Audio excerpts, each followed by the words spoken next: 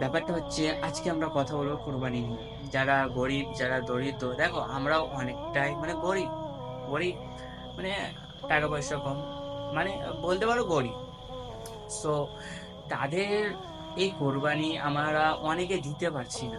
কোরবানি যে সুন্নাত, সুন্নাত ইব্রাহিম আলাইহিস সালাম থেকে এসেছে সুন্নাত, তো মানতে পারো, সমস্যা নেই। কিন্তু দেখো, যাদের সামর্থ্য আছে তারা কুরবানি দিতে পারে, এবং যারা পাঁচ ওয়াক্ত নামাজ পড়ে না এবং ইমানদার না, বা সুদ খায়, ঘুষ খায়, তারা যদি লক্ষ কোটি যদি খাসি বা টাকায় কুরবানি দেয়, তাদের এক টাকারও কুরবানি লাগবে না, কারণ সেটা হারাম। এবার তুমি যদি নামাজও না পড়ো, সেটাও কুরবানি লাগবে না, কারণ তুমি পাঁচ ওয়াক্ত নামাজি যতক্ষণ হচ্ছ না, ততক্ষণ তুমি মুসলিম না। তুমি এই যে অন্য ধর্মের হতে পারো, বা তুমি মুসলিমই না, মুনাফিক হয়ে গেছো।